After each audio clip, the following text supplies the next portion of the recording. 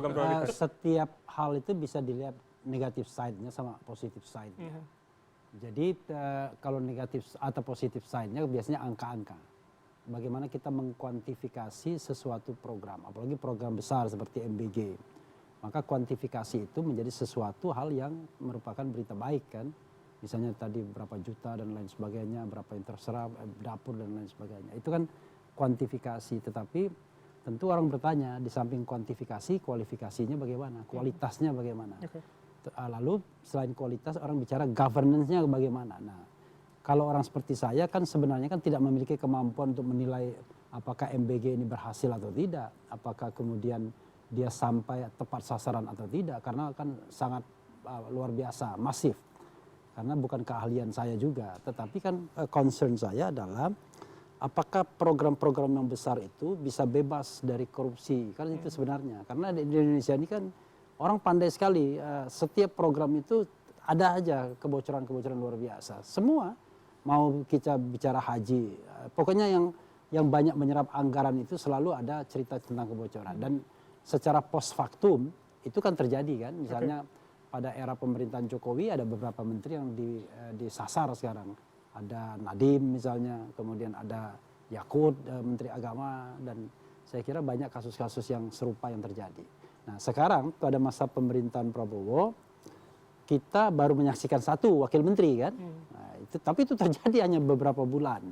MBG bukan tidak ada isu mengenai korupsinya, isu mengenai penguasaan proyek ini, atau isu mengenai bahwa proyek ini menjadi bancaan, wah itu luar biasa kan.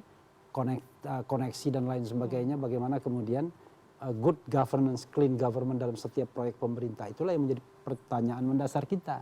Bahkan pemain-pemainnya tidak jarang orang pemerintahan itu sendiri, dan bahkan kadang-kadang banyak yang kemudian menuding institusi tertentu menguasai proyek-proyek strategis. Kalau dari indikator yang Anda sebutkan, artinya keberhasilan MBG tadi di level dan skor yang mana?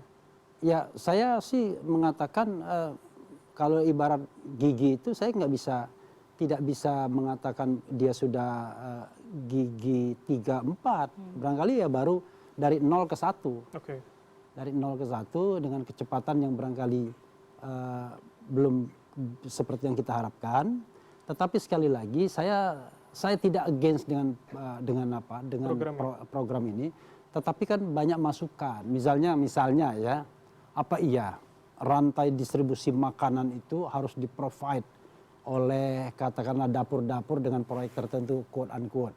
Kan ini kan soal perebutan kue atau proyek-proyek itu kan. Kenapa kemudian tidak kemudian misalnya ada orang mengatakan kenapa tidak dideploy, misalnya langsung ke sekolah uangnya, lalu kemudian melibatkan wali murid, dapur-dapur mandiri dan lain sebagainya. Walaupun itu tidak ada jaminan juga tidak dikorup karena orang kita kebiasaannya begitu, tetapi kan paling tidak masih make sense.